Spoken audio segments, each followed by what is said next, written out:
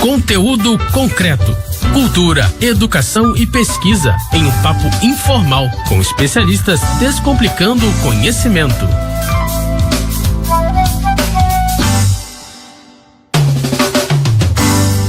Olá, você que está aí pelas rampas da UERJ e Mediações. Estamos aqui em mais um Conteúdo Concreto. Esse programa que é feito em parceria com o site saladacult.com.br e a Rádio UERJ, aqui na nossa Universidade do Estado do Rio de Janeiro. Hoje nós estamos aqui para poder falar de um tema super importante, de um projeto super relevante. A gente está aqui hoje para conversar sobre mulheres pretas, literatura, mídia, cultura, e vai ser muito legal. A gente está aí com a Verônica Silva, que é estudante de letras e participa do coletivo Letras Pretas. Fala aí com a gente, Verônica. Eu sou Verônica, gente, sou de Itaboraí, faço letras na UERJ e é isso. Temos aqui também Amanda Lourenço, que também é estudante aí do Instituto de Letras, participa do coletivo Letras Pretas e vai poder conversar com a gente um pouquinho mais. Fala de você um pouquinho. Eu sou a Amanda, né, como o Cléber já falou, sou mestranda do curso de Literatura Portuguesa, no programa de pós-graduação em Letras aqui da UERJ e sou aqui do Rio mesmo.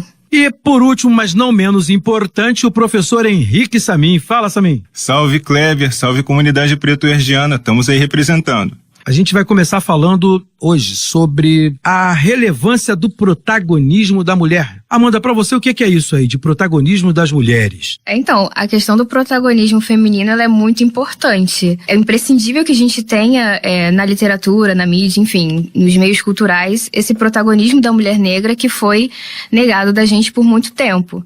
Se a gente pensar no que a Djamila Ribeiro fala no livro, né, o que é lugar de fala, quando ela pega o pensamento de Simone de Beauvoir, né, sobre a distinção que ela faz sobre o homem ser o eu, né, o hegemônico, e a mulher ser o outro, a gente já percebe aí a partir do pensamento da filósofa que é muito importante a gente trazer a mulher para os lugares de discussão e de participação. Eu queria que a Verônica falasse um pouquinho com a gente sobre isso. Para você também é assim? Você acha que existe uma perspectiva de que a mulher é colocada em segundo plano e até entre as mulheres existe uma concorrência? Essa concorrência, eu acho que é uma concorrência criada mesmo pelo comportamento machista, por um ideal machista de que a mulher ela tem que estar disputando entre si. Então, eu não sei se seria exatamente uma concorrência entre a mulher branca e a mulher negra. Eu acho que falta espaço, falta ideais dentro da pauta do feminismo branco que inclua a mulher negra dentro dessa discussão. O que separa isso, o que separa a mulher branca da mulher negra, eu acho que é essa falta de esse não olhar para a peculiaridade que é ser mulher negra numa sociedade. Isso acontece muito, Henrique? Você visualiza isso na literatura? Isso acontece muito? Na literatura acontece o tempo todo, tanto que por isso é que nós tivemos que criar um projeto especificamente para dar visibilidade para a literatura de autoria feminina negra. Projeto Letras Pretas, que foi criado aqui na UERJ, por mim, chancelado junto ao ProIniciar, e é um projeto que visa dar visibilidade para a produção intelectual de autoras mulheres negras. Por quê? É verdade que existe um predomínio masculino ainda muito maior no campo da literatura, como no campo da cultura e no campo da mídia em geral. Mas existe historicamente uma reivindicação de espaço que parte principalmente de mulheres brancas. Houve ainda um menosprezo maior para as mulheres negras. A ideia de haver intelectuais negras, escritoras negras, ainda é uma ideia revolucionária em nossos tempos. A gente está falando então de um paralelo, né, entre a possibilidade de autoras brancas, mulheres, e de autoras negras, mulheres. E o que a gente está falando então é que o seu projeto defende, né, uma presença maior de autoras negras e uma visibilidade maior para essas autoras, é isso? Sim, a proposta do projeto é exatamente essa. O projeto conta com 9 alunas voluntárias, todas elas cotistas, que produzem resenhas, produzem textos, produzem relatos exatamente com essa proposta de dar visibilidade e dar o valor devido a autoras negras.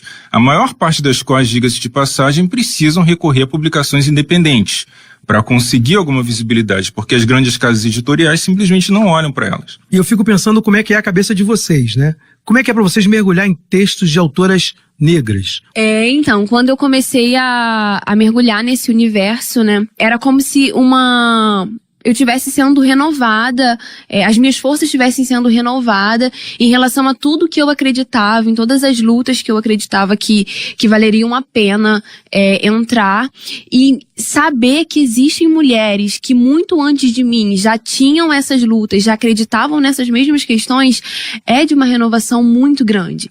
É isso, Amanda? Para você também? Sim, eu concordo com o que a Verônica falou sobre essa questão da renovação, que quando a gente tem acesso à literatura, né, as mulheres negras, ela traz isso pra gente, e aí a gente associa a questão do que a gente conversou no começo, né, sobre a representatividade.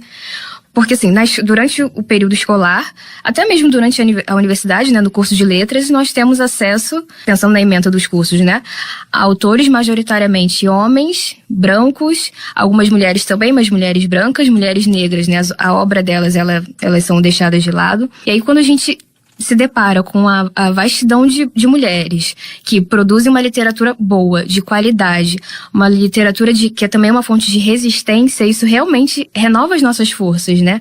E isso acaba servindo como uma inspiração, não só pra gente que está trabalhando, né, nessa parte de crítica literária, mas também para pessoas negras que tenham o desejo de produzir uma literatura, né? Porque quando a gente só conhece uma literatura pautada por pessoas brancas apenas, a sensação que a gente tem é que nós negros não somos capazes disso.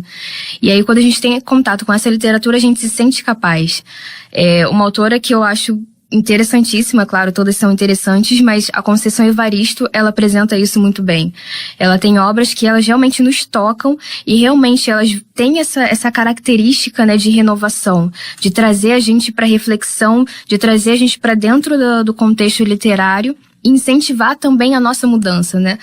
Não tem como ler alguma obra da Conceição Evaristo e sair indiferente. E sair sem o desejo de se renovar e ajudar outras pessoas nesse processo de renovação. A gente está fazendo história, né, Henrique? E o Martin Luther King era um homem que fez uma escolha de projeto de defesa e representatividade muito própria, e ele não era sozinho.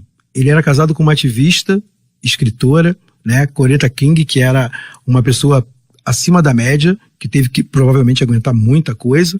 Para você, como é que é isso, Henrique? Essa coisa da representatividade de uma mulher do lado de um homem, e esse homem, o que isso fala para você da negritude, do que a gente tem para defender hoje? Isso demonstra as alianças que são possíveis e necessárias, né? A questão de a gente pensar enquanto, para pessoas negras, a vida política e a vida pessoal caminham lado a lado. Quanto nós existimos como negros, o quanto nós resistimos como negros. Então, o que a gente tem aí é a demonstração dessas alianças possíveis e necessárias nas nossas vidas pessoais. A gente entender que todos os relacionamentos afetivos que nós construímos, que todas as nossas relações de amizade passam por questões políticas e constituem momentos em que nós podemos construir estratégias de resistência contra todos esses sistemas de opressão que incidem sobre nós como negros, no caso das mulheres, por conta do sexismo também, do machismo também, e cabe a nós, né, eu falando aqui diretamente com o Kleber, né, nós da posição de homens negros, reconhecer também essa importância que precisamos construir para as mulheres negras, nesse espaço que precisamos conceder ou ajudar a construir para que as mulheres negras tenham voz e tenham representatividade, porque elas estão produzindo, estão militando, e muitas vezes dentro do próprio movimento negro, infelizmente, a gente ainda vê muito machismo que serve, né, para calar e para silenciar essas mulheres. Caramba, é verdade. Agora, falando de vozes femininas, né, a gente volta aí para as meninas e para esse estudo espetacular que é estudar autoras pretas. Como é que é para vocês essas autoras? Quais delas chamam a atenção de vocês? Quais delas dão um despertamento para vocês? Então, a primeira autora negra que eu li foi a Carolina Maria de Jesus. E assim, a escrita da Carolina é de uma sensibilidade muito absurda. Porque a Carolina, ela vai tratar sobre muitos assuntos, ela vai fazer uma denúncia, assim, às várias injustiças sociais, ela vai falar sobre a fome. E é uma coisa que me revolta muito quando a gente tem que estar falando sobre a fome no século XXI, quando a fome ainda é uma pauta de discussão, assim. Eu acho que a gente tinha que estar discutindo robô, a gente tinha que estar discutindo qualquer outra coisa, carro voador, mas a gente não tinha que estar falando sobre a fome não tinha que ser uma realidade. E assim, essa minha revolta é baseada em terceira pessoa. É porque eu leio sobre a fome, é porque eu observo a minha volta sobre a fome. E aí, quando a gente vai ler a Carolina vai estar narrando a fome em primeira pessoa. Então, assim, ela tá falando do que ela vive, ela vai estar falando da vivência dela. Então, vai ter uma carga emocional muito grande. E aí, a gente vai pensar, e quando a gente pensa, além dessas discussões que a Carolina vai trazer pro seu livro, a gente pensa no nível de escolaridade da Carolina. Ela teve acesso aos 2 primeiros anos na escola, então ela não tinha uma instrução sistemática de ensino, assim.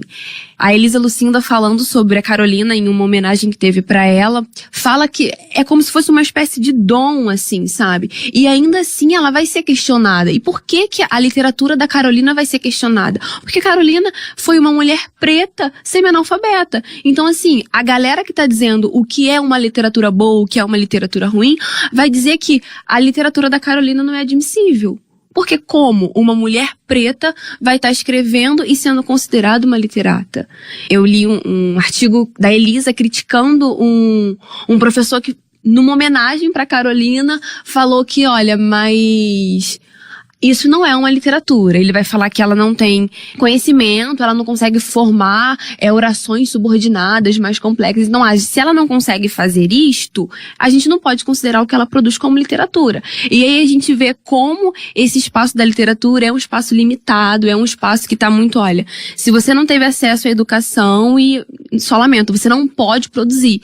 E aí a gente percebe quem são as pessoas que ficam fora disso quando a gente padroniza ou quando a gente cria limites. São as pessoas que a gente sabe que estão à margem da sociedade e mais. É uma denúncia de uma circunscrição à arte, né? Bota a arte no lugar circunscrito e tem que ter aquela cara, né? Não pode ser intuitiva, não pode ser espontânea, tem que ter uma cara da academia. Muito louco. Sim, tem uma frase dela, né? Que ela fala assim, a favela é o quarto despejo da cidade e nós pretos somos os trastes velhos. Então, assim, é uma construção metafórica absurda, né? Ela não teve um conhecimento sistêmico para dizer para ela o que são figuras de linguagem, o que é uma metáfora, o que é uma personificação. Ela não teve, mas ela construiu uma estrutura metafórica. E quem é que vai dizer que o que ela produziu não é uma literatura, assim? Pensando no que a Verônica estava falando, né? A Carolina Maria de Jesus, ela não teve a instrução, ela teve pouco acesso às coisas. A Conceição Evaristo, por outro lado, ela já teve acesso a uma instrução, ela tem doutorado, não sei se ela tem pós-doutorado, mas o que as duas têm em comum, além de tantas outras coisas, é o fato de que a Conceição também teve dificuldade para ser reconhecida como escritora. Ela também faz parte do meio acadêmico, ela tem o conhecimento, né, dessas estruturas subordinadas complexas, mas mesmo assim, a obra dela foi ignorada por muito tempo, né? A Conceição, se eu não me engano, ela começou a escrever na década de 80 e só agora, nos anos 2000, é que ela começou a ter um reconhecimento e, de alguns anos pra cá, um reconhecimento maior, merecido. E aí isso faz a gente pensar por que... Bem, se a desculpa para a obra da Carolina não ser considerada literatura era a falta de instrução, por que a obra da Conceição Evaristo não é valorizada, se a Conceição ela tem essa instrução? E a obra da Conceição Evaristo, ela fala muito sobre essa questão da resistência negra, do que é ser negro na sociedade, né? Do que desse lugar de subalternidade que o tempo todo a sociedade tenta colocar a gente. Para mim, um dos melhores livros da Conceição é o Ponciá Vicêncio, principalmente por causa do final, né, que ela fala que a vida negra, né, que nós negros, nós precisamos nos unir para que a gente consiga reverter esse quadro, né, para que outros autores consigam reconhecimento, que a gente consiga o reconhecimento dentro da sociedade, porque o trabalho individual não funciona. Então, por isso que ela é uma escritora que me toca bastante. Henrique, eu só queria que você desse pra gente aí como é que a gente acha esse conteúdo na internet, onde é que essas meninas estão colocando as resenhas, pra gente se despedir. Nós publicamos semanalmente um texto, sempre uma resenha, um relato no blog www.letraspretas.wordpress.com e temos também a página no Facebook. Caramba, eu queria agradecer muito a presença de vocês aqui. Pra você que tá aí ouvindo a gente, fiquem com Deus e até a próxima.